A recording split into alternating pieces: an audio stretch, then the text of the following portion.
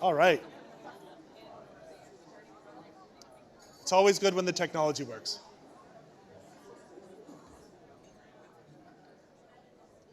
All right. Thank you, everybody. Thank you for taking your seats and getting your coffee and getting us all ready to go right on time. To start this event off, I would like to help us orient ourselves to where we are and why we're here. And the first step of that is to acknowledge the land that we're on. So we respectfully acknowledge the territory in which we gather as the ancestral homelands of the Beothuk, and the island of Newfoundland as the ancestral homelands of the Mi'kmaq and Beothuk. We would also like to recognize the Inuit of Nunatsiavut and Nunatuavut, and the Innu of Nitassinan and their ancestors as the original people of Labrador. We strive for respectful relationships with all the peoples of this province as we search for collective healing and true reconciliation and honor this beautiful land together. So I'll now orient you to the person speaking in front of you right now, so myself. So my name's Brett Favaro, and I'm a research scientist at the Marine Institute at Memorial University. I grew up where that arrow is pointed, so I grew up in Vancouver. And in 2014, moved here with my wife, Karina, to St. John's to take my position at the Marine Institute. And since then, I've embarked on a research program. And that research program involves fisheries. So you might find me in my natural habitat underwater.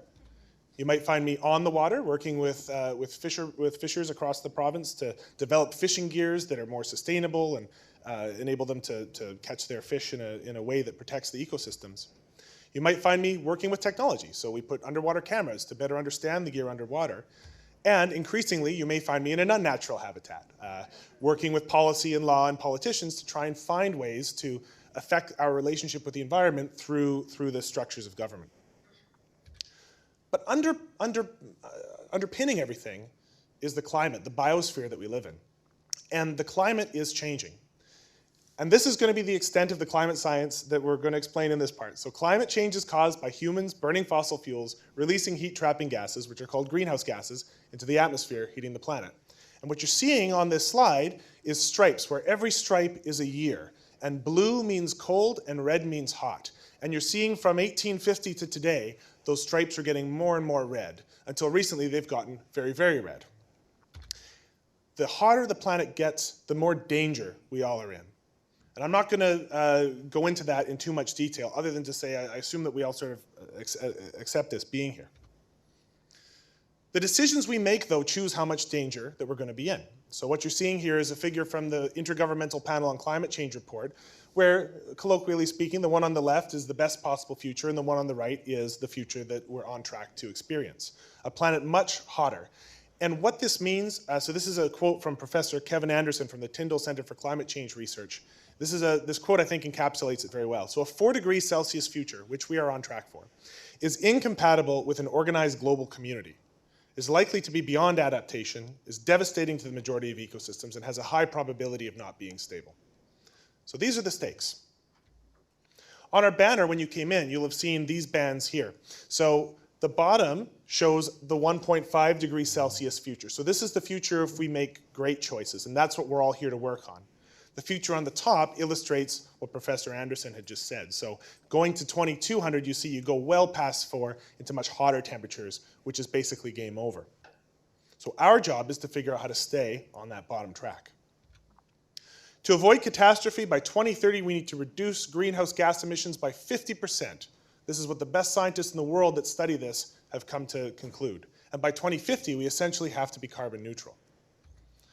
What this looks like in a graph format is this figure you're seeing here. The black line is what decarbonization looks like to achieve that 1.5 degrees Celsius future. The blue lines are what we could have done had we started this early. This could have been a nice, gentle ski down the bunny slope. But instead, we're careening down a double black diamond ski hill. And we're trying to do the best we can to build that future we all deserve. And every day that we delay, we get one of those red bars. So we basically then, that double black diamond ski run becomes a sheer cliff. So we have to start now. You live in the most important time in human history. What happens over the next 10 years will set us up for the next 1,000 years. And that's why we're all here. This brings us to the story of Decarbonize Newfoundland and Labrador. So myself and Nick Mercer and Delia Warren got together one day and we had a chat about this. And we said, you know, it would be really nice if we had a space to talk about not just sort of reducing carbon emissions in an abstract way, but how do we actually build a future that achieves those targets and builds prosperity and justice along the way, because we don't want to leave people behind. The mission of this conference, and the mission that you've all chosen to take on by being here, is to envision a carbon-free economy in Newfoundland and Labrador, where emissions reductions proceed on a timescale determined by the best available science. To bring together enthusiastic minds to outline what we can do, not just to meet or exceed the IPCC targets in Newfoundland and Labrador, but also to build the prosperous, just, and sustainable future that we all deserve. Everything at this event has been designed by this program committee. So in addition to Nick and Delia and myself, we were supported by this excellent program committee from all sorts of different fields. And we sat down and thought, how can we not just make this a typical conference where people talk at you for the whole time, but how can we empower the delegates at the conference to use their expertise to develop this plan that we're going to try and compile. So I want to really thank this committee for the work that they've done. These things also cost money. So the space we're in, there's costs associated with it. The food costs money. And so I would like to acknowledge our sponsors for making this possible. So anyone that was signed up at the low income rate was paying, we were able to do that below cost. So that's because thanks to the sponsors to make this a more inclusive event. So MISA Smart Thermostats, the Memorial University Conference Fund, and the Quick Start Fund for Public Engagement, World Wildlife Fund Canada, Newfoundland and Labrador, the Newfoundland and Labrador Environmental Industry Association, the Nexus Centre, and also Metrobus for providing transportation. I'm just curious, how many people use the bus to get here today?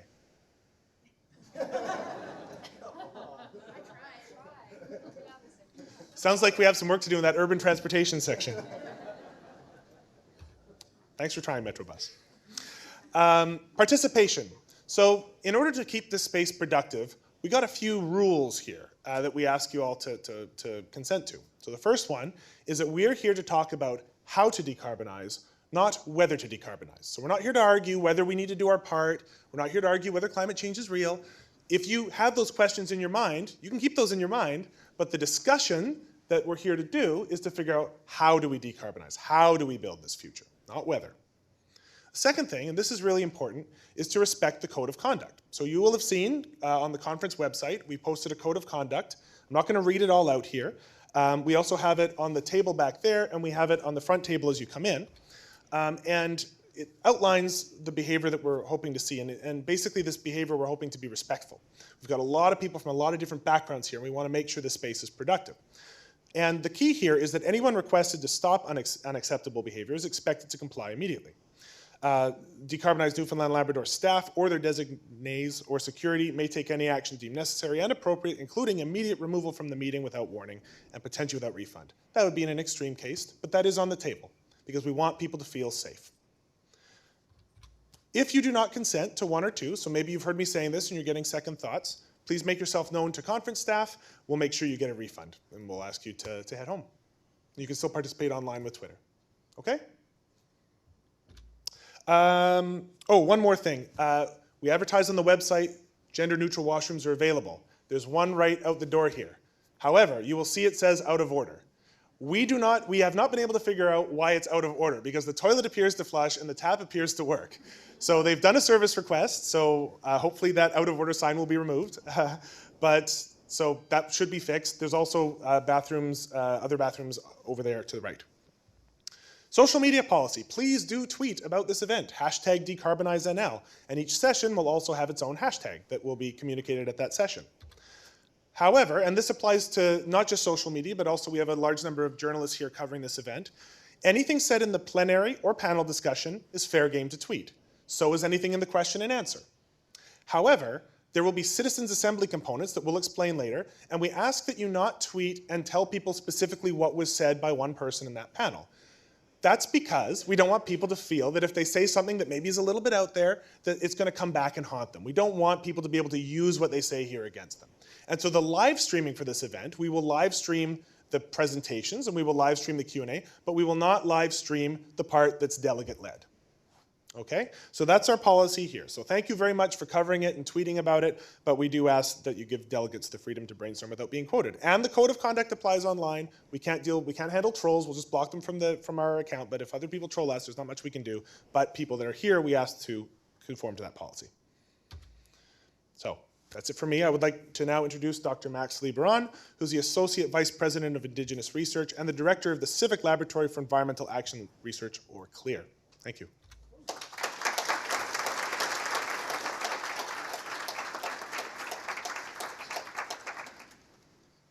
Thank you, Brett. Like he said, my name is Dr. Max Liboiron. I'm the Associate Vice President of Indigenous Research at the university. On behalf of the Office of the Vice President Research and Memorial University, I want to welcome everyone here. I am particularly impressed that we have totally filled this room, possibly to beyond capacity. Either that or people are just hanging out, standing up. I'm impressed by the sort of breadth of generations that are here. I think the youngest attendee is 3 months old. I'm not going to guess about the oldest. But the fact that we have multiple generations here, students, faculty, right, folks who are retired and moving on and still thinking of the future, I think is crucial. The diversity of types of people who are here, academics, community members, students, kids, right, all that sort of stuff, I think that's crucial to what's going on here. And I think it's especially important that this gathering is happening here at Memorial University in this province. And as I'm sure you realize, and if you don't, I will tell you that Memorial University has long and strong ties with oil and gas. Not just in terms of research. We have a lot of research on oil and gas, a lot of leveraged funds from the oil and gas industry, from things as diverse as cleaning up oil spills, which we might want to support, all the way to increasing the efficiency of carbon economies, right? So we've got a lot of breadth there. But it's also in our infrastructure. Right, so we have endowed chairs that are supported by the oil and gas industry. We have buildings that are named after the oil and gas industry, certain parts of it. We have programs that are dedicated to the oil and gas industry in different ways. But on the other hand, we also have Newfoundland's only climate change scientist, who is sitting over there. We also have, it's Joel Finnis. We have some of the best climate change in the North researchers in Labrador. We know from the 2015-2016 divestment efforts at this university that there are a lot of people who are on board with that. And MUNFA, the faculty union, for instance, did divest from their investments, but the university as a whole hasn't yet.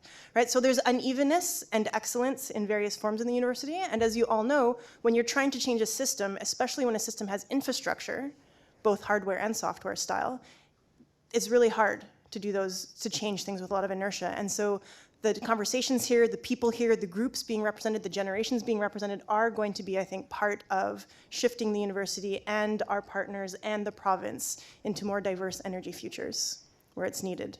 The science, traditional knowledge, and other ways of knowing about climate change are neither ambivalent nor ambiguous about what has to happen and what's going on.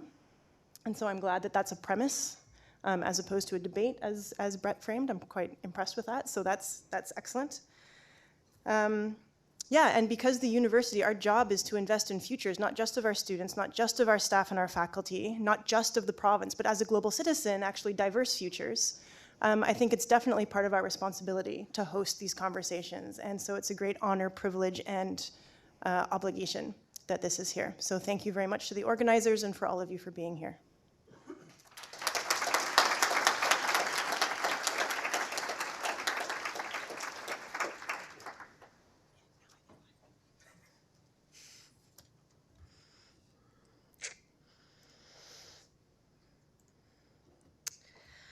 Hello, and welcome everyone. I'm Delia Warren, and it's my absolute pleasure to be co-chairing this event with Brett and Nick and the rest of the programming committee.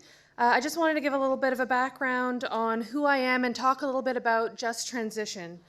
I've always been very concerned about global warming and climate change. I remember hearing about it when I was a little girl in elementary school, and it being really scary, and it's only gotten more scary as time's gone on, and I think everybody here in this room kind of shares that sentiment. I took the approach where I thought I would be best serving the mitigation effort by working in renewable energy, and followed that into a career in mechanical and structural engineering.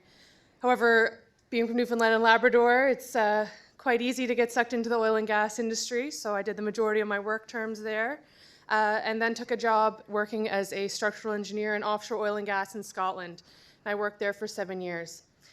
Well, in the industry, I worked in other places as well. Following the collapse of the oil price, as happens with such a volatile industry, I was laid off from my job in 2016, and I decided that I was going to put my efforts towards helping the fight against climate change, and that I would leave that moral dichotomy behind. So, following that time, I decided to kind of change paths. I enrolled in the MBA program because I know we need business leaders to drive this change and this transition.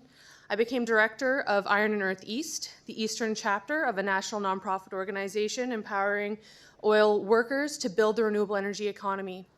I started a job in January at SW Energy, which is a local renewable energy company, and I recently took on a position on the board of the Newfoundland and Labrador Environmental Industry Association. So when I say just transition, this is a movement and a framework that's really motivated me and guided me in this career change. Basically, just transition encompasses the social interventions that are needed to secure workers' livelihoods as economies shift in the effort to avoid climate change. We're currently living in a world where we're experiencing unprecedented levels of income inequality, job insecurity, worker exploitation, unsustainable use of resources, and political polarization. And if we continue on this path, I don't think any of these problems are really going to solve themselves. But we also have a tremendous opportunity. Climate change presents the chance to really change the structures of society and create a more just and equitable world for everyone. So while we are facing a great challenge, probably the greatest challenge of all of our lifetimes, this is also a great opportunity. And I truly believe that the transition away from fossil fuels can create opportunities and jobs for all of us.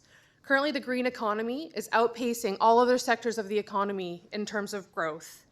Creating efficiencies reduces operating costs, it ensures that we're using resources more sustainably, and that jobs are more long-term, not really tied to more volatile industries. So there's lots of things that we can innovate to do better, and I think climate change is a great chance to do that. So as is the theme of this conference, I want to focus on the opportunities. Creating products that can be reused, upcycled, and more easily recycled, integrating reduced emissions technologies into heavy emissions industries like the fossil fuel and mining sectors, decarbonizing electricity, transportation, agriculture. Examples of companies like NISA who are using innovation to reduce consumption in the electricity industry, and really capitalizing on our strengths. So as you can see here, this is a wind map of Canada. We've got the highest wind resource potential in all of North America, yet the lowest installed wind capacity of any province in Canada. I see this as an opportunity. We have a wealth of knowledge in the offshore. This is a picture of an offshore wind installation. We have explored offshore wind as a potential for Newfoundland and Labrador. We have know-how in installation and supply vessels that could easily be converted to this industry, fabrication facilities and know-how, expertise in environmental monitoring, harsh weather and climate conditions, and experienced trade workers with grit and determination and ingenuity that can really focus on solutions that can drive the economy of Newfoundland and Labrador and create something special. So I'm sure a lot of people in the room have seen this graphic before. What if it's a big hoax and we create a better world for nothing? I actually saw it again this morning when I was reading the news. Unfortunately, climate change is not a hoax. It's very much real. But we have the opportunity to create a world where we have energy independence, sustainability, green jobs, clean water, equitable job conditions, sustainable jobs for all people. And this is a world that I would really like to live in. I think everybody would agree. So it is my absolute pleasure to introduce the Federal Minister of Environment and Climate Change, Catherine McKenna, who has prepared a speech for us today to welcome us all to this conference. Thank you very much.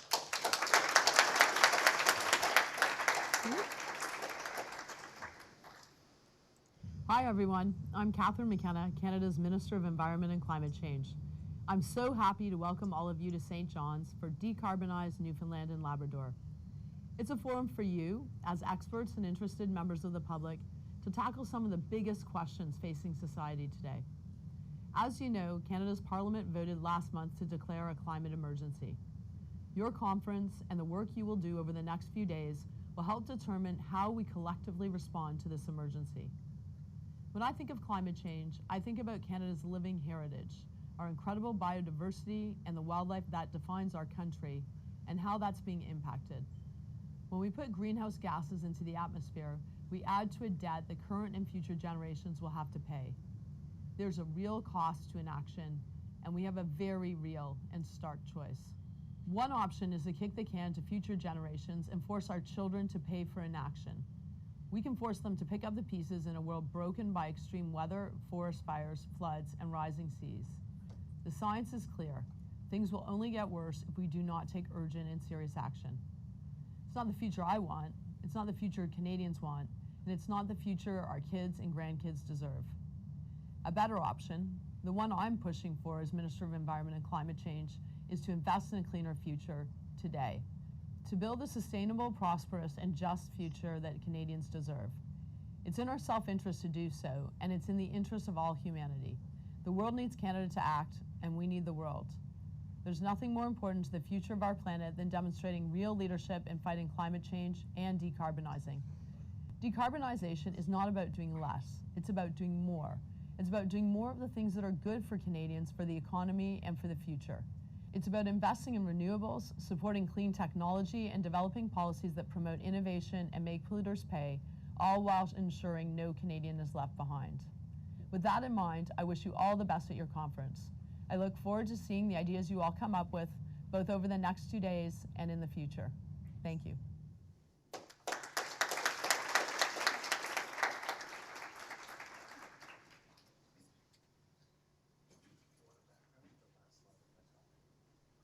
No, I've got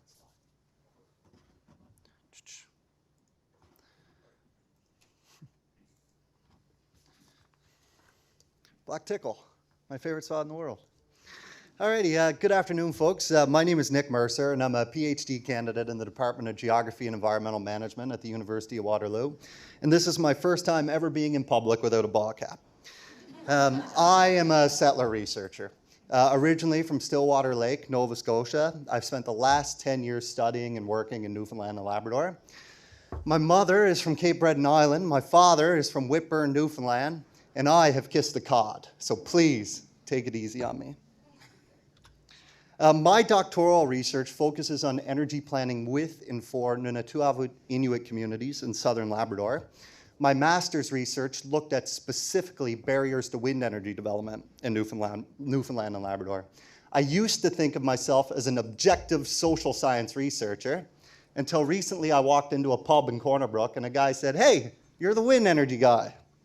And I'd like to remind you all, there is no such thing as objectivity.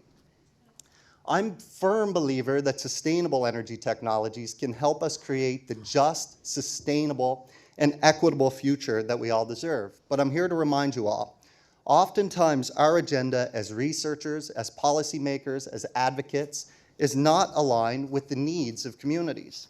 And oftentimes our work can even be seen as an imposition on communities. And I ask you all, what is the point of building a decarbonized energy system if it's not just? What's the point of building a decarbonized energy system if it does not include the advancement of basic human rights? And what is the point of a decarbonized energy system if it doesn't advance prosperity for everyone? I'd like to tell you a little story. Back in 2015, I met Amy Hudson. She's the manager of research, education, and culture with the Nunatuavut Community Council, and I'm happy to see a couple of her colleagues here today, George Russell and Charlene Kippenhook. I flew to Labrador, where I excitedly presented Amy with a 10-page proposal on renewable energy research in their territory. Amy smiled, looked at me, and politely said, "No, thank you." Okay, I thought as I got ready to leave the room. Amy said, "Nick, wait. It's not that we don't like you. It's not that we don't think your research is important. We just have more pressing priorities in our communities right now, like black tickle, for instance. one of the only communities in Canada without any source of running water or sewer. Amy looked at me and she said, "Nick, do you know anything about water research?" I said, "No, but I can learn." So for the better part of 2 years, I undertook water security research for Nunatuavut. How has water insecurity affected community members? What are the gendered dimensions of water insecurity in communities? I even spent a summer in Black Tickle installing domestic rainwater harvesting units on people's porches to ease the burden of water retrieval. 2 years later, when I started my doctoral work, I got a call from Amy that said, "Hey, Nick, are you still interested in doing that renewable energy research?" And here I am today.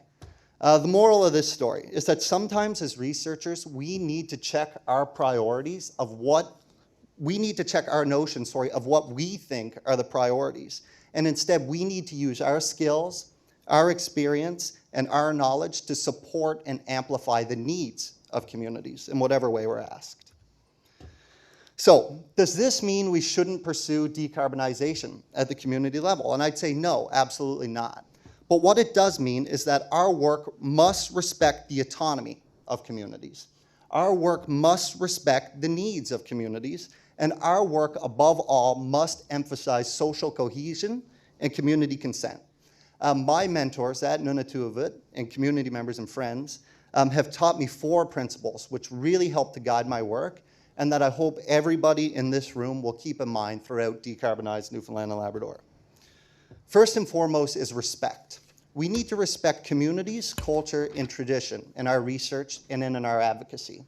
What is the point of building a large-scale hydroelectric dam in the name of decarbonization if it contaminates the traditional food source of people living downstream? That's not respect, in my humble opinion. Thank you. Number 2 is reciprocity. Far too often as researchers, we are the only ones who benefit. We get the awards, we get the publications, we get the scholarship, we get the prestige, and the communities are left with nothing. It's time to turn this research upside down, and we need to make sure that communities are benefiting just as much, if not more, than everybody in this room here today. Next is this idea of relationships. This is the notion that research with and for communities is a lifelong relationship, and we'll continue to support communities long after the formal completion of our research. Done are the days of collecting our data and leaving communities. We need to be there to support them in perpetuity. And finally is this idea of rights. As my colleague, Dr. Julie Bull from Nunatuavut often says, Indigenous communities in particular are rights holders, not stakeholders, and we need to respect the formal rights, regulations, and protocols of communities at all times. With that, I'm excited to introduce you to our plenary speaker, Catherine Abreu. Catherine is the Executive Director of Climate Action Network Canada. Climate Action Network Canada is the country's primary network of organizations working on both climate change and energy issues. A coalition of over 100 organizations operating from coast to coast to coast. Catherine is an award-winning campaigner whose work centers around building powerful coalitions to advance transformative action on climate change. Catherine is one of the world's 100 most influential people in climate policy and has over 15 years experience campaigning on environmental issues. Without further ado, I'm excited to introduce you to Decarbonize Newfoundland and Labrador's inaugural plenary speaker, Ms. Catherine Abreu.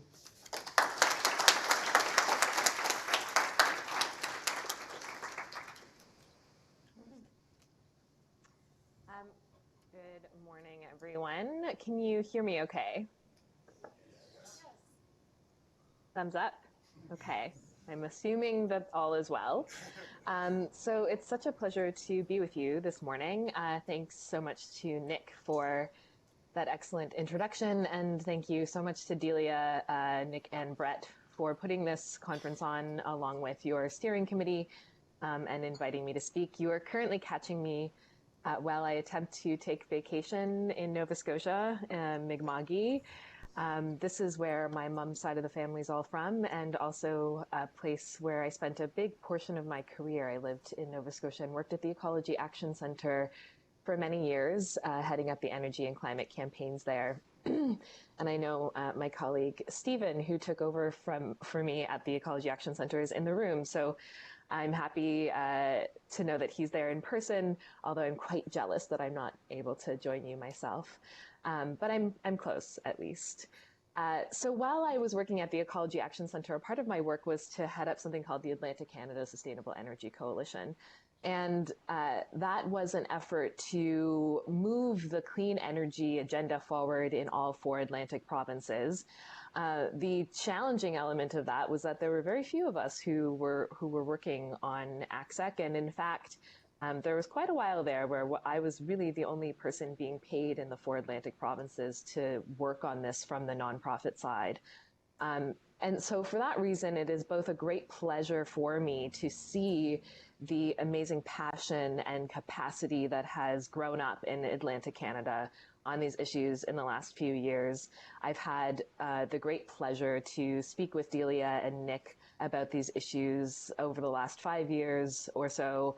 And it has been really astounding to meet Brett and to learn about some of the work all of you are doing over there in Newfoundland and Labrador, because it was quite a while there that it was challenging to move these conversations forward. And I think that this is a really groundbreaking opportunity for us to get into a real conversation about what the climate change looks like in Newfoundland and what the opportunities are that exist around adapting to and mitigating the impacts of climate change in that province. So what I'm going to do today is I hope to kind of contextualize climate change in Canada and in Newfoundland and Labrador, both from the perspective of impacts and also from the perspective of contribution. So we are not going to spend a long time speaking about the science of climate change. I think you've got a good primer there. And we're not going to spend a ton of time digging into the specifics of the ways in which climate change are and aren't being addressed, because that's really what the bulk of your conversation, I think, in the next 2 days is going to be about. And I'm really looking forward to hearing the results of your workshops and getting a sense of some of the great ideas that the folks in the room have for how Newfoundland can improve its prosperity, its community resilience, while addressing climate change and responding to the most pressing crisis of our time. So before we get started, I am going to share my screen so that you can all see my presentation. Here we go. All right. So you're seeing this, yes? Yes, we are. Okay, great. So that's me.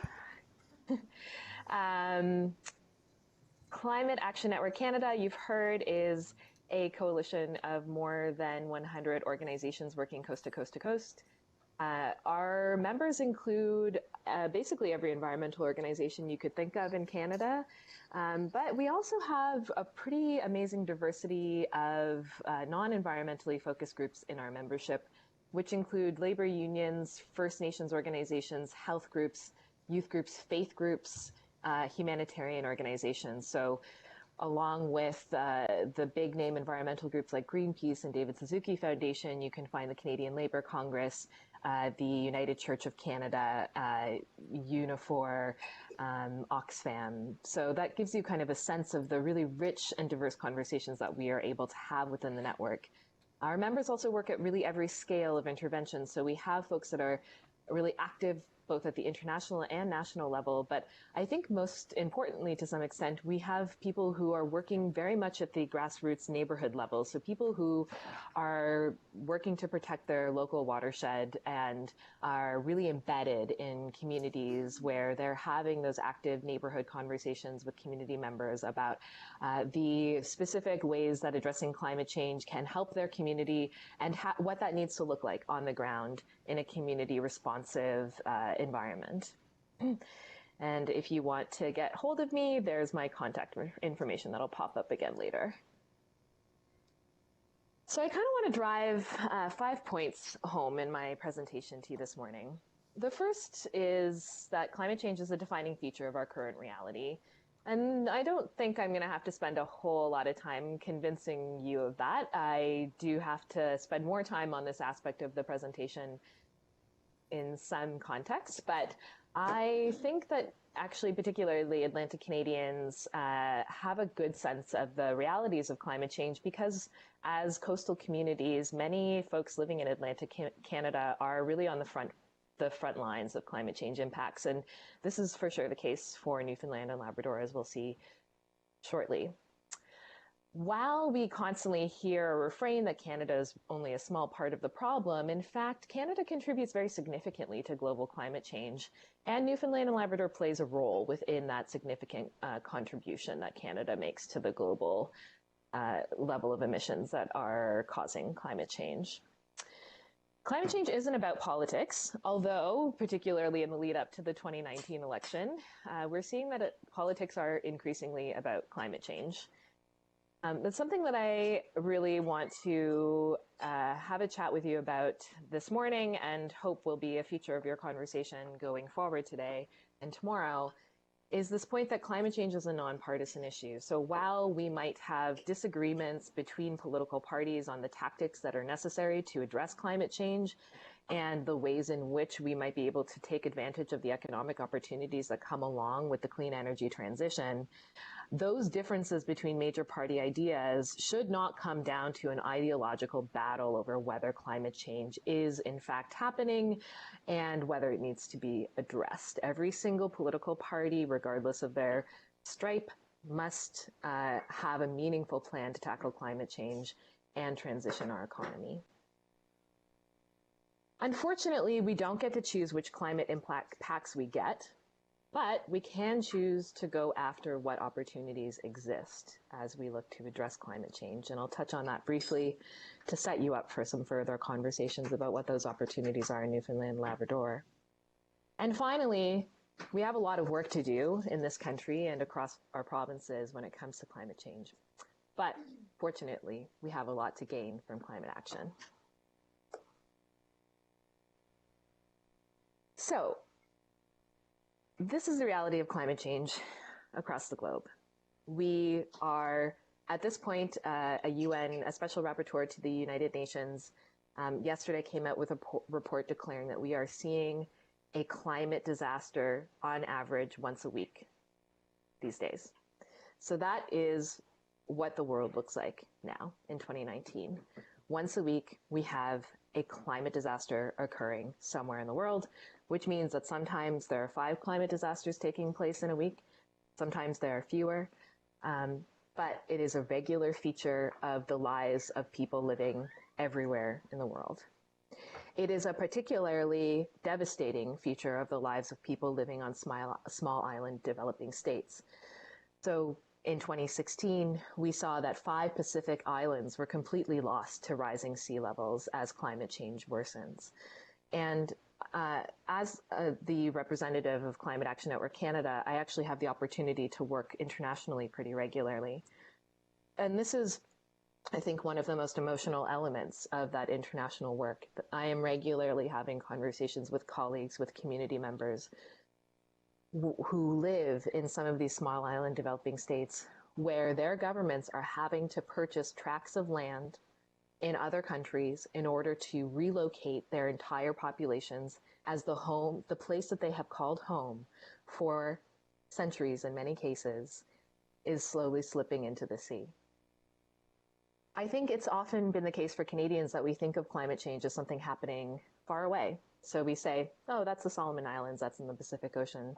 Doesn't really have a lot to do with us. It's sad for those people and maybe we can send them some money, but this isn't our experience.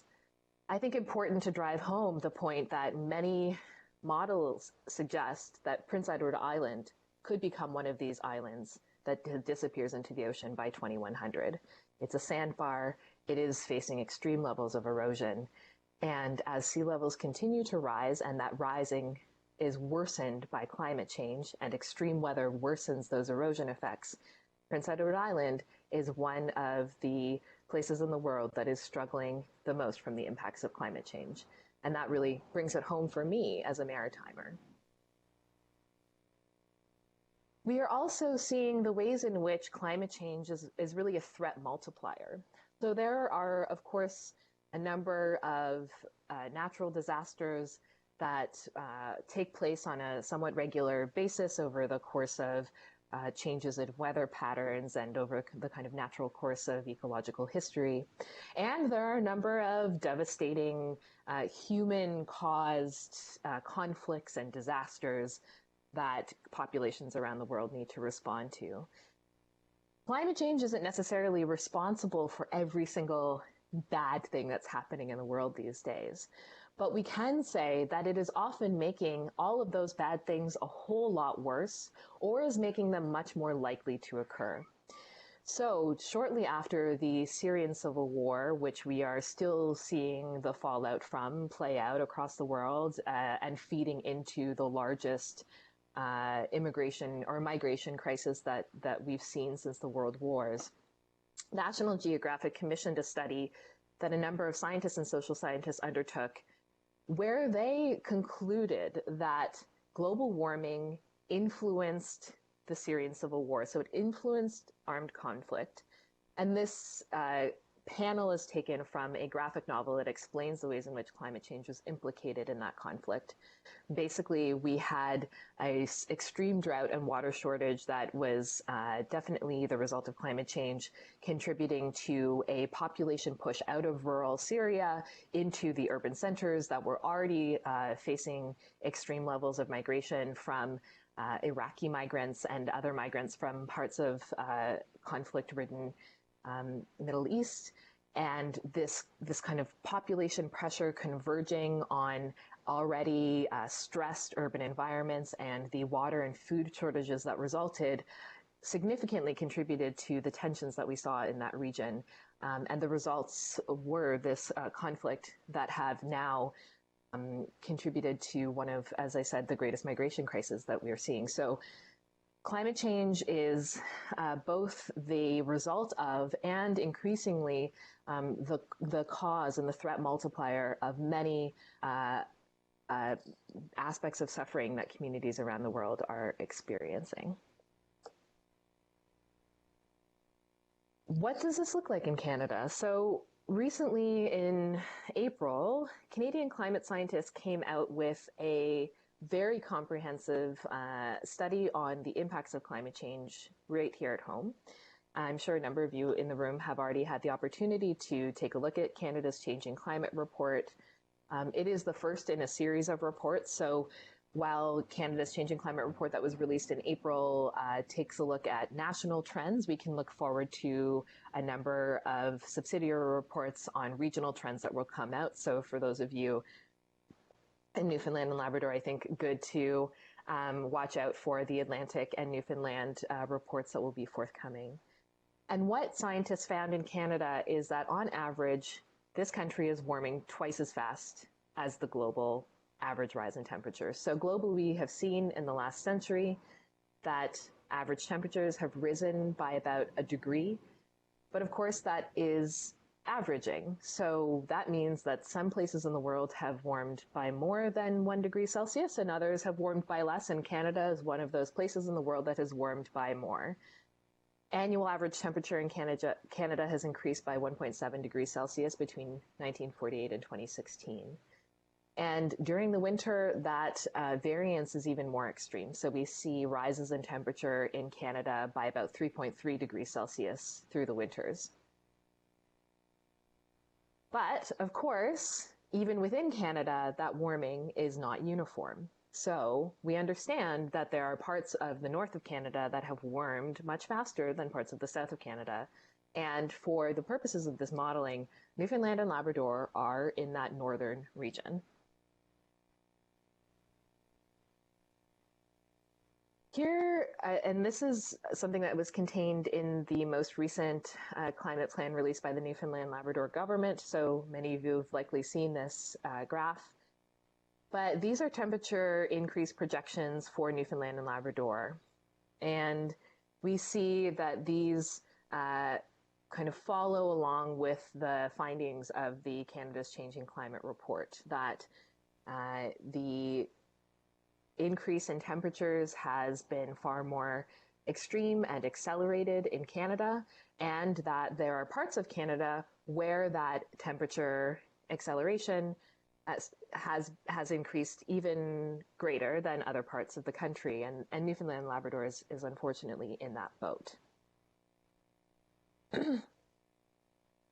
And temperature is, of course, not the only impact that we track. So this is, again, from Canada's Changing Climate Report that took a look at the projections for sea level rise across different parts of coastal Canada. And St. John's is currently experiencing sea level rise of about 1.9 millimeters per year, which is significantly higher than the Canadian average and significantly higher than the global average. Halifax is experiencing really the worst rise in sea levels of any of the Canadian cities that were modeled for.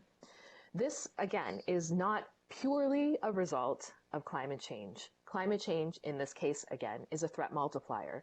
So we are seeing sea level rise occur as tectonic plates shift and as land masses subside, which is an ongoing process after the last ice age. But a contributing factor to the increase in sea levels is, of course, really significant and dramatic changes in glacial patterns. And so while we would be seeing a certain amount of sea level rise at St. John's, whether climate change was a major feature of our current reality or not, that sea level rise is much exaggerated because of the glacial changes that are being caused by global warming. As I said earlier, northern Canada, according to this report, includes Newfoundland and Labrador, and the increase in temperatures in Canada is most significant in northern Canada. And we are anticipating that wave heights and the duration of wave seasons are expected to increase in the Newfoundland Labrador coastal area because of reductions in sea ice extent. So we're seeing increasing temperatures, rising sea levels, and more dramatic sea level or ocean and wave events. And then finally, I think it's useful for me to understand the ways that these projections shift according to potential emissions futures. So we see that while there is a certain amount of sea level rise kind of baked in to the modeling, this can be mitigated if the world and Canada, and therefore Newfoundland and Labrador, do our fair share in reducing emissions. So we see that at a high emission scenario, that red dotted line at the top is the projected sea level change in Nain, Newfoundland, out to 2100. So a very significant sea level change.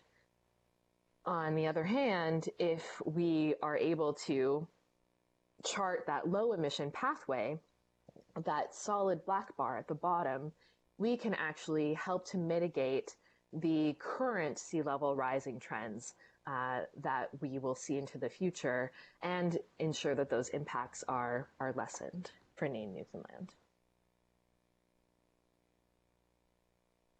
This report was already referenced earlier today, and it helps us to drive home that point that taking action on climate change now, rather than continuing to delay as we have for the last 3 decades, can help us avoid the most catastrophic impacts of climate change.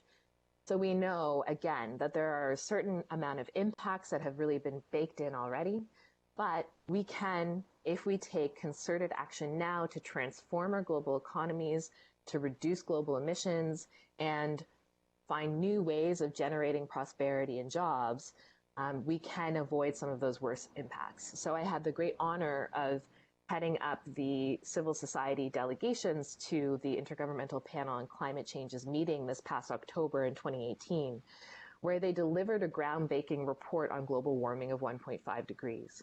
And this was requested from the IPCC because the Paris Agreement, this global treaty on climate change that y'all have heard about, says that all of the parties who are signatories to the Paris Agreement will strive to hold global warming to an average of 1.5 degrees Celsius from pre-industrial levels. And that was a change from the 2-degree limit that was previously articulated in international climate treaties like the Copenhagen and Kyoto Accords. And the world wanted to know what that 1.5 versus 2-degree difference meant for climate impacts. And we got some very stark evidence from this report. And I think really important to note that the most recent IPCC report not only takes a look at the science of the impacts of climate change and the ways in which it must be addressed, but it also takes a look at the social implications of climate change. So it says not just how many people might lose their lives or become unhealthy because of climate change, but how many people might lose wealth, how many people might become poorer because of climate change. And here is just a handful of examples of what we learned from that report. At 2 degrees of global warming, 99%, so almost all coral reefs in the world, go extinct. If we are able to hold global warming to 1.5 degrees Celsius, we see that between 80 and 90% of global coral reefs go extinct. So it's still a devastating impact, but we are left with a greater share of coral reefs remaining and giving us a hope of recovering coral. That 0.5 degree difference between 1.5 and 2 degrees means that 65 million more people will be exposed to deadly heat. 2 times as many plants, 3 times as many animals will lose 50% of their habitat at 2 degrees versus 1.5. Most devastatingly, and I think this really rings true for a northern country like Canada, at 1.5 degrees Celsius, we are able to retain a significant portion of Arctic sea ice with the hope of recovery. At 2 degrees Celsius, Arctic sea ice disappears. And 10 million more people will be displaced by rising seas just because of that 0.5 degree difference. So I give this to you to just drive home the point that while we will continue to see the impacts of climate change, we can work really hard together to find a collective solution that makes sure we are adapting to the impacts we cannot avoid and avoiding the impacts we cannot adapt to.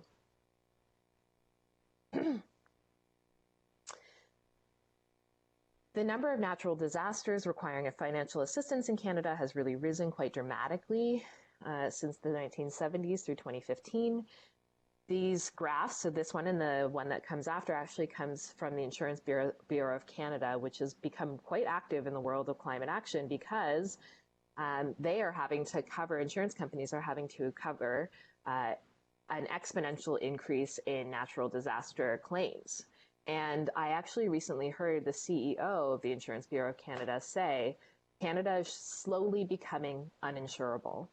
And so I think important to acknowledge that we are not just experiencing impacts of climate change in a direct way from extreme weather events and hotter days and colder days during the winter, or less predictable patterns of hot and cold weather. But we're experiencing it in changes to the costs of daily living. And so insurance rates are going up as insurance companies struggle to adapt to this changing world that we live in. It's costing Canadians a lot of money. So this gives us the increase in catastrophic insured losses in Canada between 1980 and 2016. And we see that the number of catastrophic insured losses are increasing from the 80s through 2016, and also the costs of those catastrophic events are increasing. And what I consistently hear insurance brokers say is that floods are the new fires. So while we, of course, are seeing wildfires rage across parts of Western Canada and Ontario, increasingly it's floods that are costing Canadians and Canadian communities quite a lot of money. And this is what I mean by us not being able to choose what impacts we get. So I sometimes have the opportunity to speak to agricultural groups in Canada, our growers of food. And we sometimes hear, you know, climate change isn't all bad for Canada. It'll get warmer, we'll have longer growing seasons. Who doesn't love a longer summer? But unfortunately, you can't choose the longer growing season and not the drought. You can't choose the warmer summer and not the floods.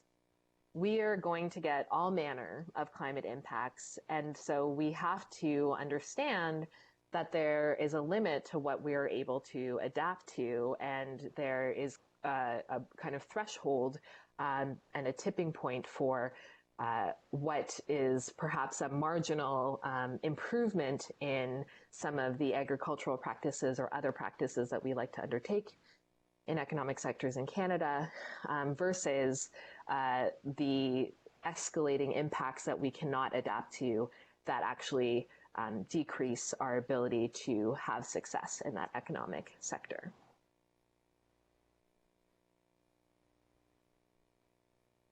And what does this mean for Canada's place in the world? So I can see a picture of the room right now. How many of you have heard, oh, it doesn't really matter because Canada is only 2% of the problem?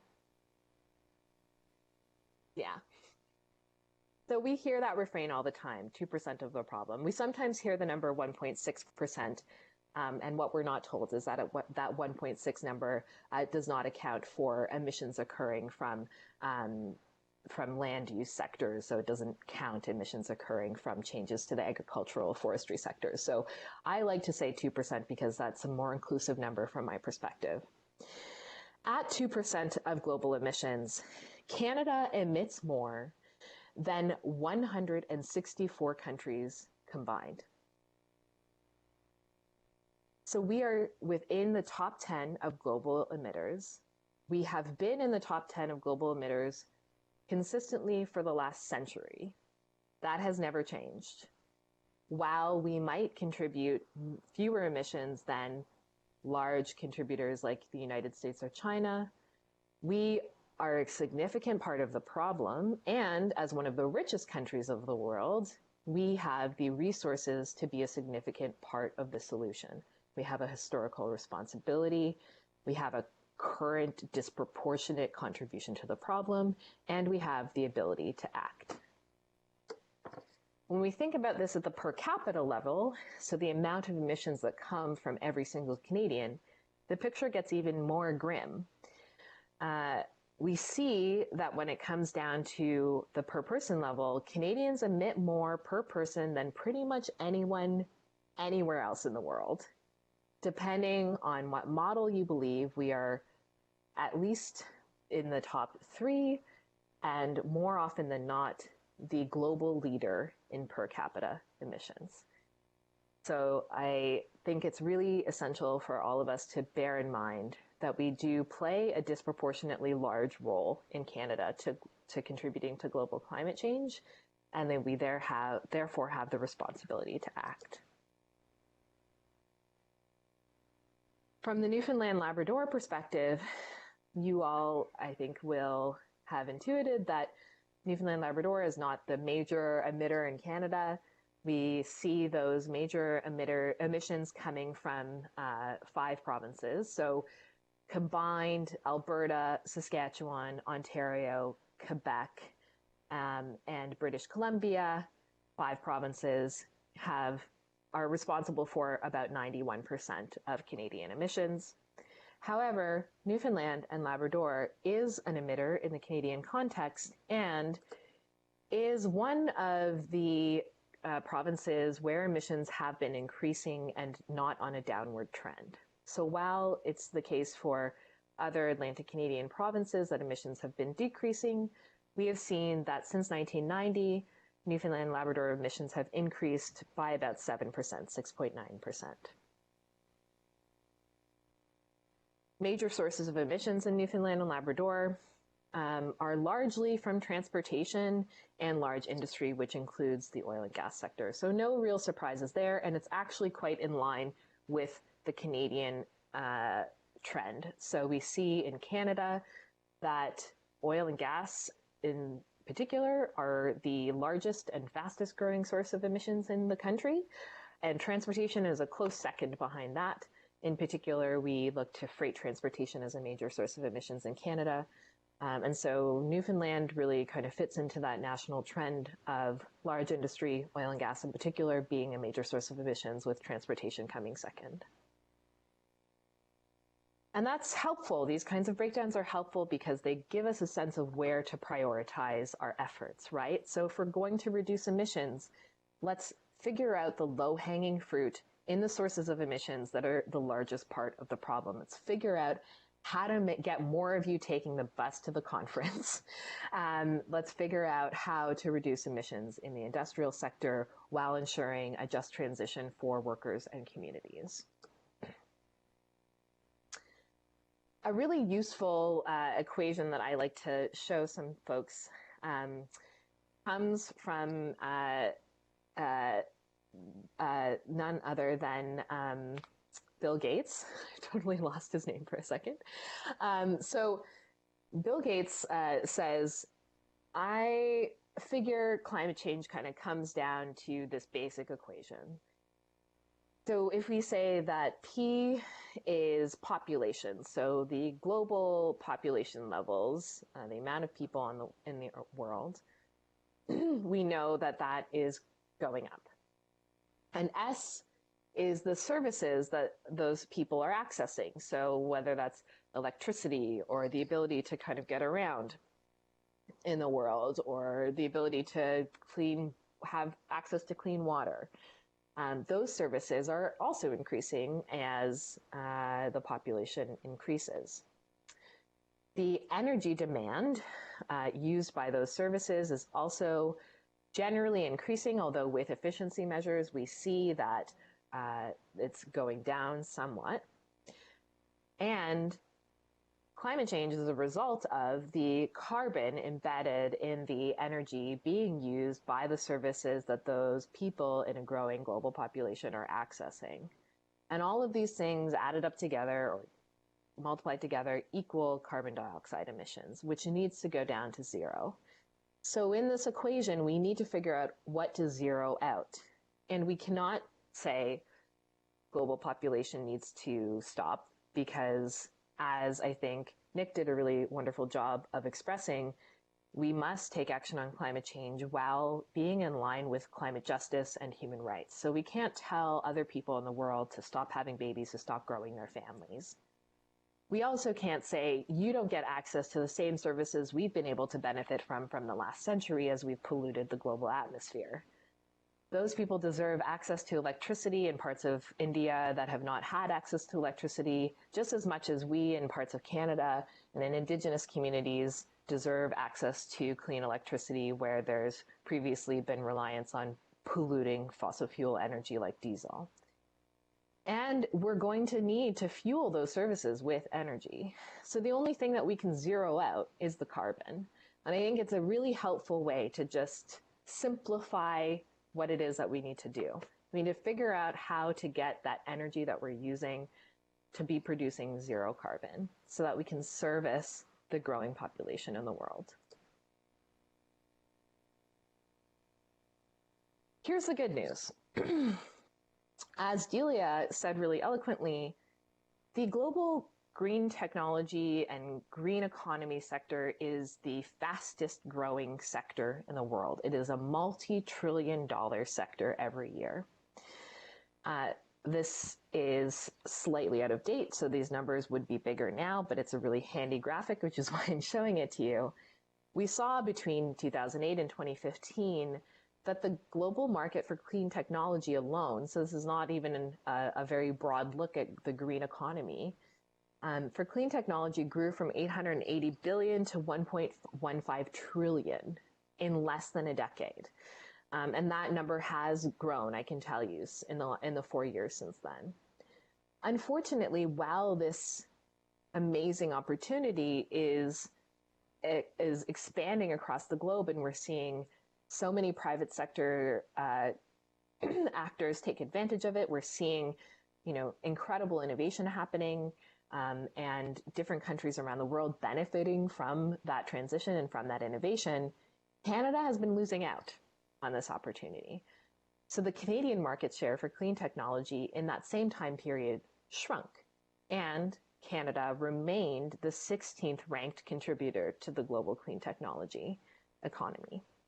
So the role that we're playing as a country in this incredible global opportunity has been extremely truncated, and we've been really losing ground in this shifting economic reality and in the opportunities associated with that new reality. When it comes to actually retaining the kind of innovation that is occurring in Canada, so Canada is actually really great at research and development. And from my experience of working in Atlantic Canada, I can say that Atlantic Canadians are brilliant, creative thinkers. We come up with amazing ideas, and there are countless examples of Atlantic Canadian firms figuring out how to make homes more efficient, how to produce carbon-free electricity or low-carbon electricity, how to make sure that communities are planned in a way that helps people get around better in a more healthy, active lifestyle while also reducing emissions. However, while those great ideas are popping up in Canada, we're having a really hard time holding on to the people and the companies who come up with those ideas. And we're losing those people and those companies to other parts of the world, particularly the US. So this gives us a sense of the retained earnings, so the actual amount of money that stayed in Canada from Canadian clean technology firms between 2011 and 2015. And that is a pretty precipitous drop, and that picture has not really significantly improved in the last number of years. So the opportunity is huge. And the risks associated with climate change are also huge. So we see consistently major economic actors globally are telling us that the risks of climate change are costing us money. JP Chase, not by any chance a climate action or environmental champion, has estimated that in 2017 alone, natural disasters shaved as much as a percentage point from GDP growth. That percentage point, when GDP shrinks by a percentage in Canada, it is a significant news story. And JP Chase estimated that 1 percentage point in decreasing GDP growth was the result of climate impacts in the US in 2017. So the risks are costing us money. However, as the Financial Stability Board, which is a product of the G20, tells us, while that risk is present and real to financial markets, it is more important than ever that businesses lead in understanding and responding to those risks and seizing the opportunities to build a stronger, more resilient, sustainable global economy. So there is a long history of those companies, those countries that understand risk as an opportunity to innovate and to seize upon new ventures and new benefits. They're the ones that succeed in these changing times. And we are hearing financial experts the world over tell us that time and time again. And the bottom line, as Goldman Sachs tells us, is that while the politics of climate change are fraught, both globally and here in Canada, as we've been seeing, markets and technologies the world over are already driving the transition to low carbon energy and a low carbon economy. So the markets are heading in that direction, regardless of what the politics are doing. And the more the politics around climate change in Canada and in the provinces of Canada, like Newfoundland and Labrador, prevent us from following in this direction that global markets are heading in, the more we will continue to lose out on the economic opportunities and the job creation opportunities presented by that transition. So what's the world doing? We know we have the Paris Agreement, I was very fortunate to be there in 2015 in Paris when this treaty was signed. It is far from perfect, but it is a global treaty that every country in the world has signed on to, and that went into force faster than any global treaty has in the history of international multilateral cooperation on issues of global civilization concern.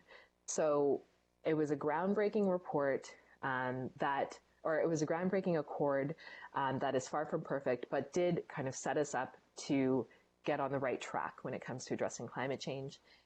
And I think important to note that it opened up the opportunities for private sector actors, for or for subnational actors to play a really significant role in implementing the Paris Agreement.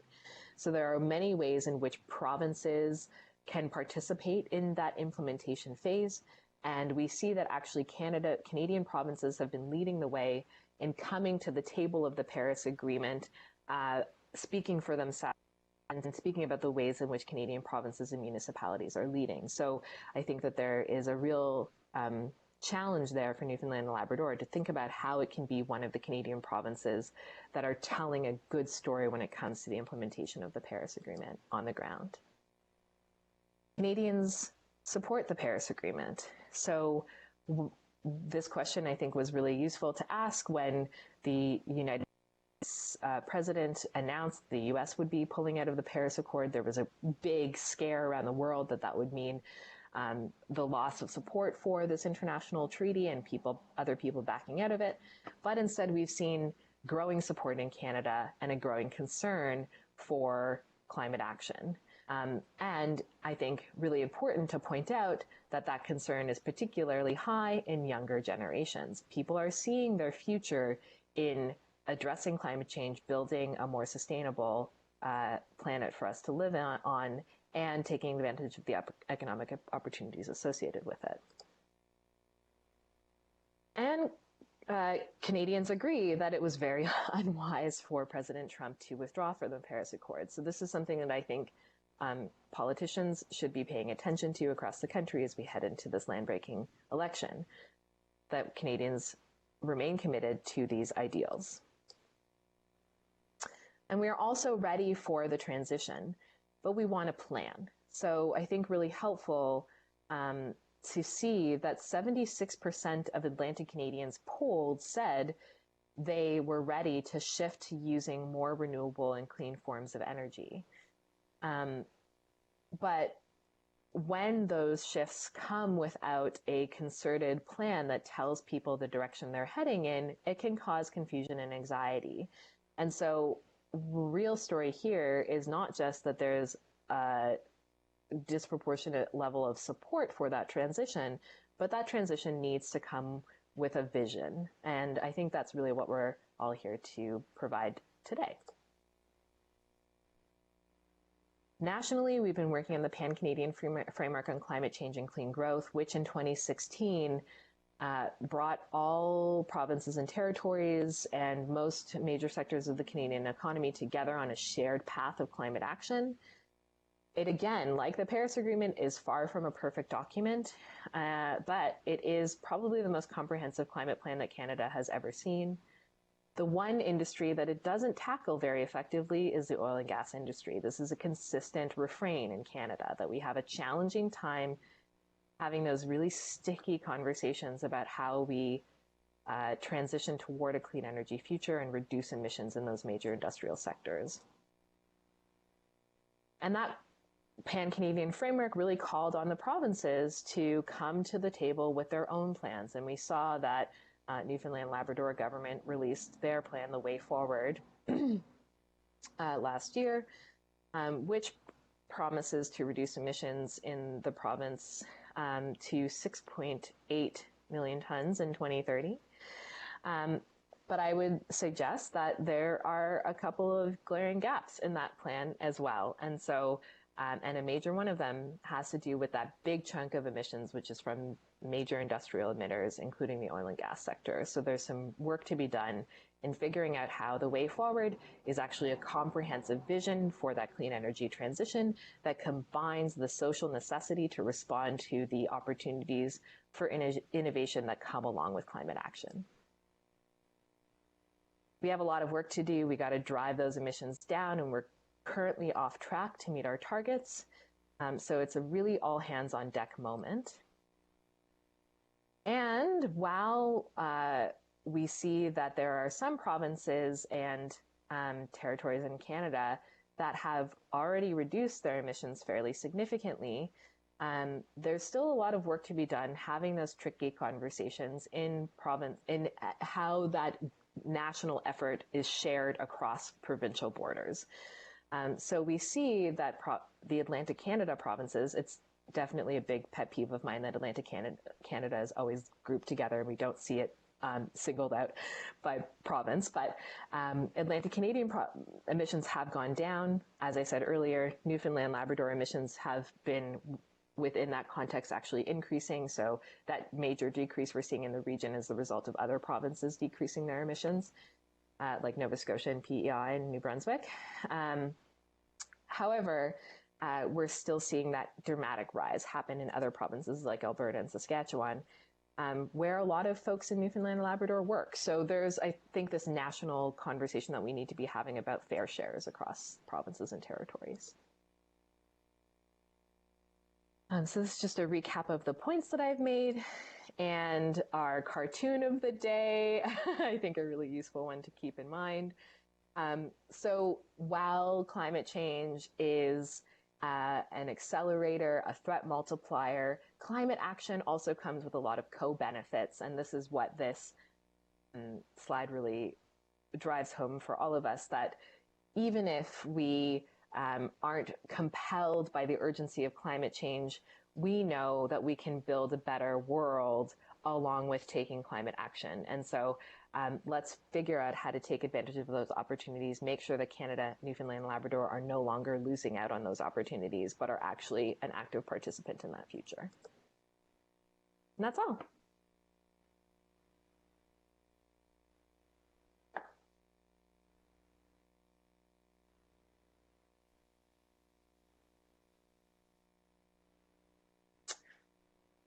I cannot hear you.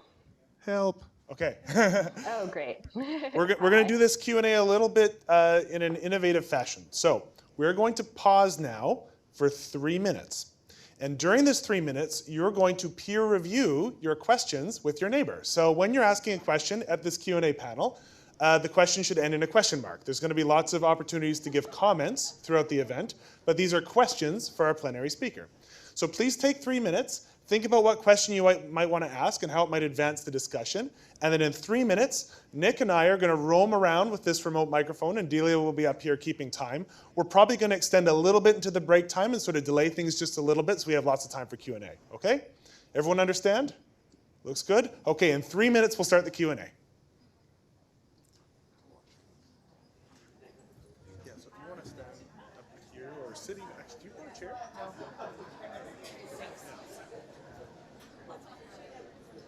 Start at 10:23 precisely. I think we can just sort of see how the questions are going and maybe go as late as 10. Like, I need probably 5 minutes to do my bit.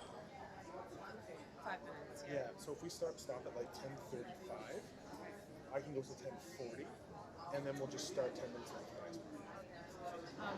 I just realized in checking my emails that I had left and did link off of my last email.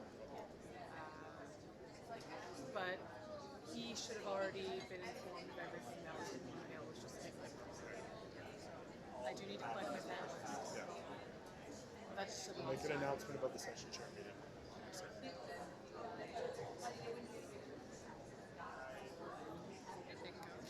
This is interesting. Nick ran. Yeah, that's right.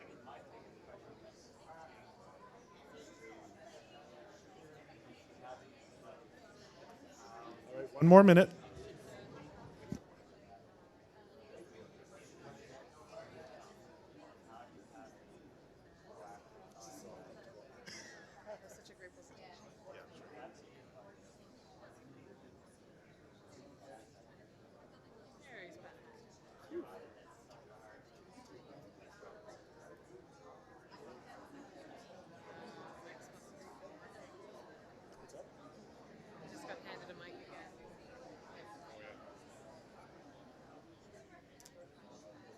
All right, let's get started.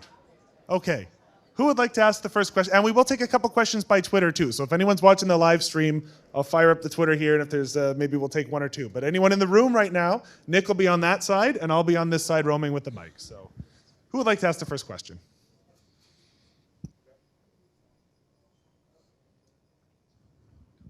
Thanks for that fantastic presentation. One question our table came up with was, after seeing that graph on one of the last slides there, specifically what is the rest of Atlantic Canada doing to drive such a significant emissions decrease, even though we in this province are seeing an increase?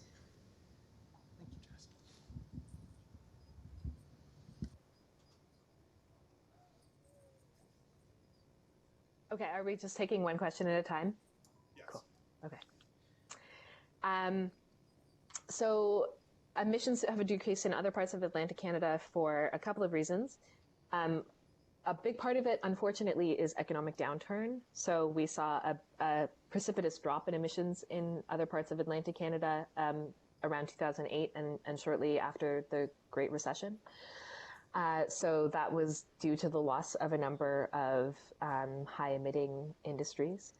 However, that's not the full part of the picture. A big part of it is also because of investments in energy efficiency and renewable energy. So that has played a significant role, particularly in Nova Scotia and Prince Edward Island. Hey, next question. Hi, Catherine. Thanks for your presentation. It was really good. I guess we're talking about, we had some questions about the business opportunities that you suggested could happen with climate change. And we were wondering, you know, the free market really got us into this mess.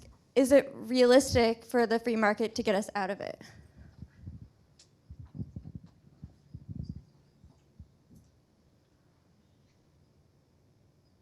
Yeah, that's a really great question. And I might spend a minute contemplating that phrase, free market. So I think free markets are like a neoliberal value that have come to the fore through this era of decreasing government regulation of private sector activities. And that's really what I associate with the phrase free market. And I would say that no, if that's how we think about the free market, it cannot be a part of the solution, because in order to reduce emissions and to take advantage of some of the opportunities that are presented to us by climate action, we need government regulation. We need governments to be stepping in to do what they're designed to do, which is tell private sector actors what is appropriate and what is not appropriate for them to undertake. And this is something that Canadian governments have been consistently reluctant to do in recent decades. And I think a big part of why there are these glaring gaps in both the national and sometimes provincial climate action plans, those gaps are consistently in the shape of major industry. And it is consistently major industry that pushes back against climate policies and works to water them down and undermine them, while governments respond and often do what is asked in undermining those policies. So I think a big part of the solution needs to be governments coming back into that conversation and getting into communities to talk with folks about what that needs to look like and what people want for themselves and their families. We've also been out of the practice of industrial planning for a long time in Canada. And we're at a place now where we need to, I think, construct a really consolidated, comprehensive vision for what the future of prosperity and job creation looks like in this country. Fortunately, and I think Delia might have some great perspective on this, Canada was the first country in the world to launch something called the Just Transition Task Force recently. So this was in response to the accelerated phase out of coal-fired electricity, which is part of that Pan-Canadian Framework Plan that I alluded to in my presentation. And that task force went from community to community, speaking with folks involved in the coal electricity generation sector about the transition that accelerated phase out meant for them, what that transition meant for them in their communities, and how to mitigate some of the impacts and ensure that they transitioned into jobs that made sense for them. That report came out very recently from that task force, and I think it's a great model that Canada has innovated that we need to actually now expand to a fuller conversation about just transition across greenhouse gas intensive sectors. So it's not just about the free market. It's not about letting the free hand of the market judge itself. It's about this very active community-based conversation and vision being constructed, and governments responding to that conversation with regulation.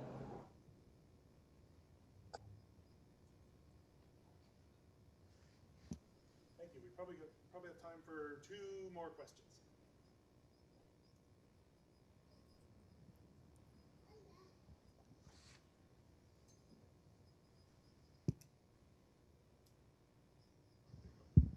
Hey, Joshua Green here. What is your best advice for having that conversation with the large oil and gas industry that's here in Newfoundland? So you showed the chart with oil and gas being the largest industry here and the largest emitter. What is your best advice for having a positive and useful dialogue with that in mind, that you're at the table with them? What has built up that industry has to change. So what is your best advice to speaking with those people?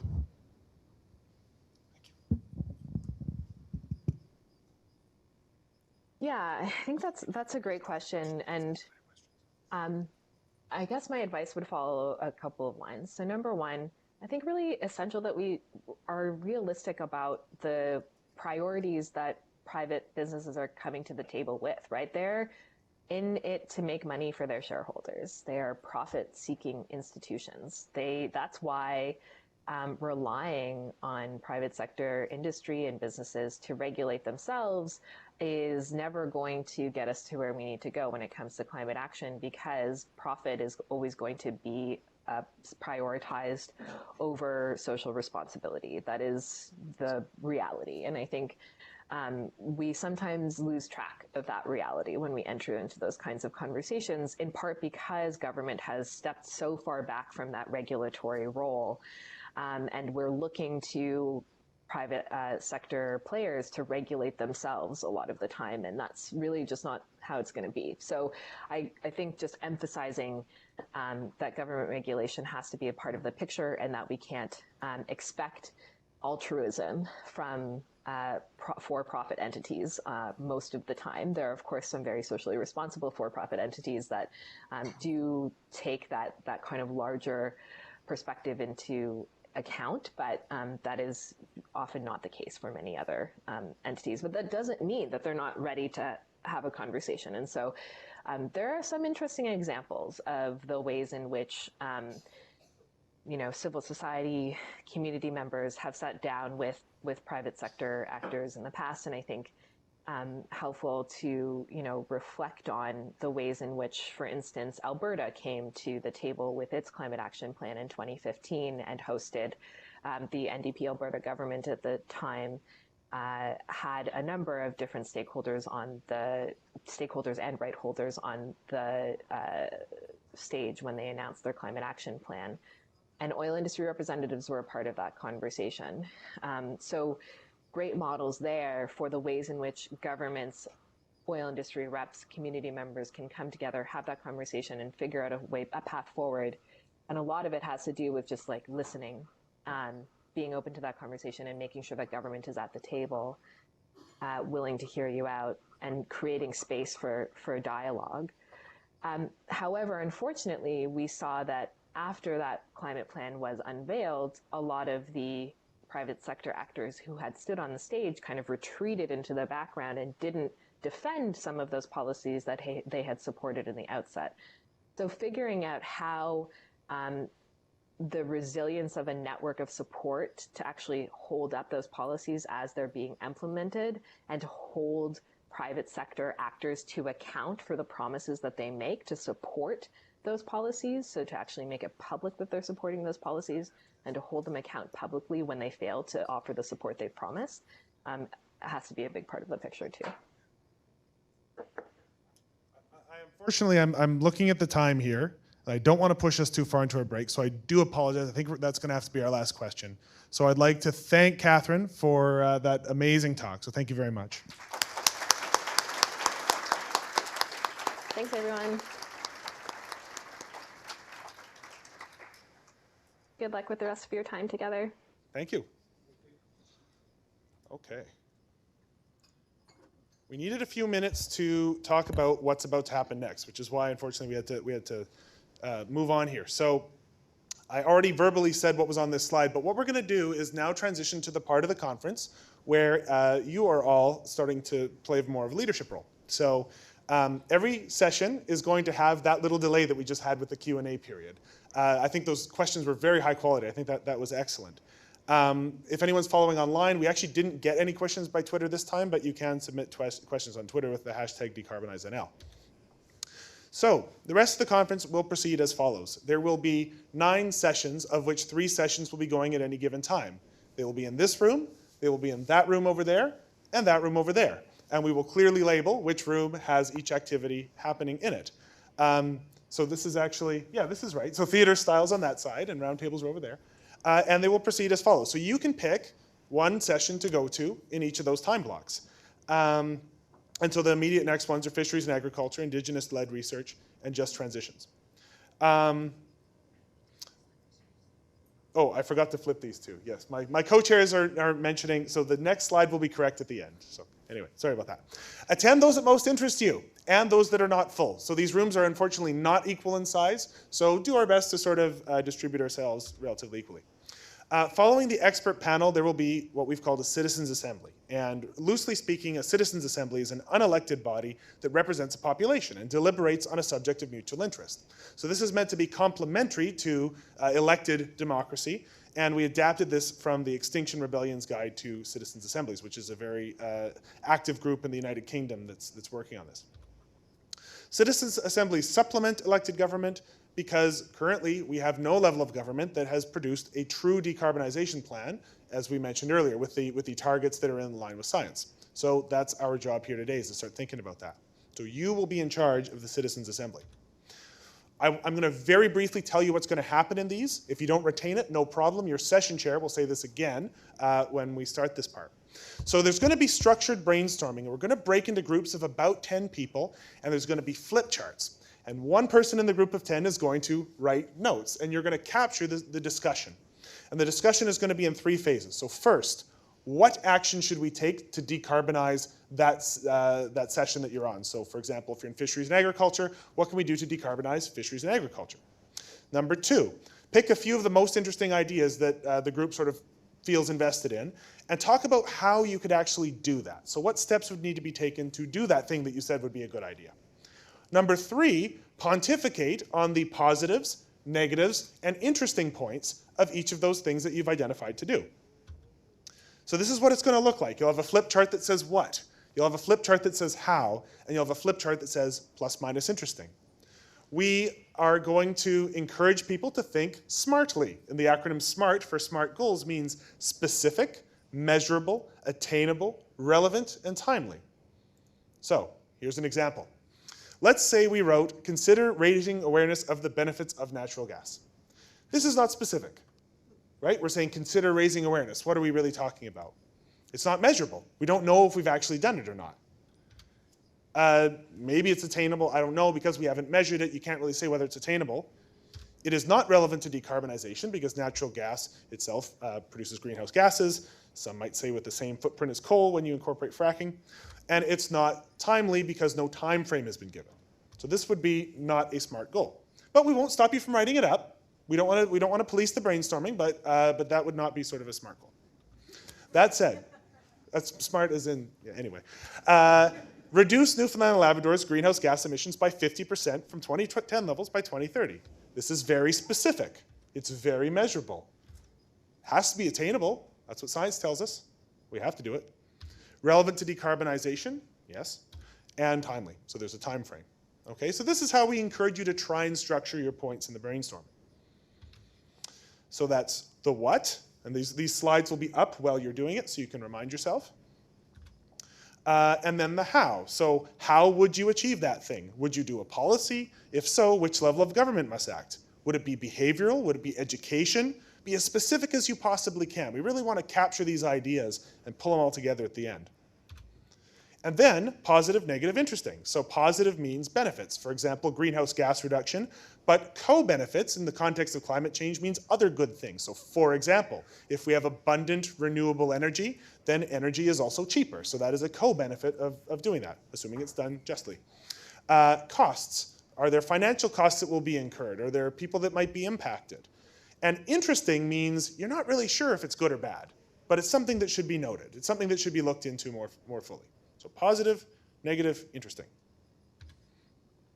Then, once you're done this exercise, you will be given dots, which I just realized we have to distribute those. You'll be given dots, and you will take dots and put them on the things that interest you the most. And you will be allowed to put 3 dots on the brainstorming that your group did, and 3 dots on other brainstorming activities in other sessions. Okay, so you'll have lots of dots. This is called dotmocracy. So this is the structure that we've assembled, but we recognize sometimes things don't quite fit the mold. So we have a board at the back. It says the DNL Ideas Board. And on every table, you'll see sticky notes. And if you have an idea relevant to decarbonization, write it down, put it on the board. Okay, it can be on any subject. It doesn't have to be in the framework that we've established here, because we don't want to lose those stray thoughts that might occur during conversation here. We also encourage you just to tweet about them with hashtag Decarbonize NL. So that way we're not losing things because of the structure we've put in place.